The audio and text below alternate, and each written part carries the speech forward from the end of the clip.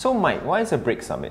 Okay, so the BRICS summit is an annual meeting between several countries. So we have Brazil, Russia, India, China, South Africa, which all together spells BRICS. Wow. So they met for the 10th time this year, and they normally discuss economic, political, cultural ways to cooperate with each other.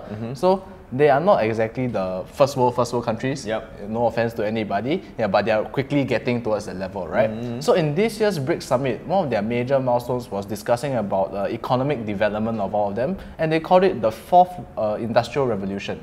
Right, so under this, they all signed the MOU. So banks under the nations have signed MOUs saying that they want to study distributed ledger technology together. Okay. It sounds similar to blockchain, but it's actually like overarching blockchain technology. So under blockchain is ledgers in a chain, but this is all ways that you can distribute the ledgers.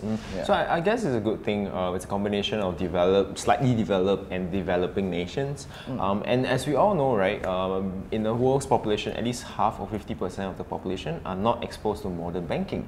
So I guess this DLT technology coming in is actually a good boost to how we could actually expose more people in the developing nations to modern banking, or even to ways that they could actually do banking, right?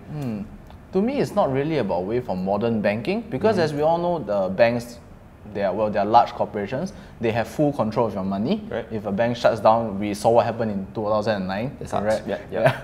And okay, let's say countries like India, a lot of their income comes from remittance. So they have people overseas and they are sending back money to their families. So if their families don't have access to banks, or if banks are very limited, the fees charged can be pretty high. So they are charged when they're sending it over, and they are charged when they're receiving it.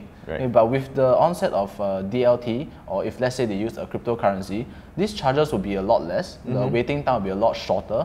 And even if it doesn't actually cash out into fiat, it will start getting used within their economy, right? And I feel that will be interesting to watch. Well, I mean, this technology will definitely work if, let's say, there's a way to actually go in and go out, right? So let's say there needs to be a way for a family member back in, example, India, to be able to cash out, and that particular person needs to know how. I think with that being said, then the technology can flourish.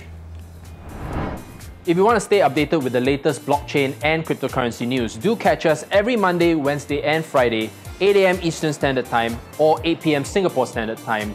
Consider subscribing to our channel, and don't forget to click on the notification bell. We'll see you in the next episode.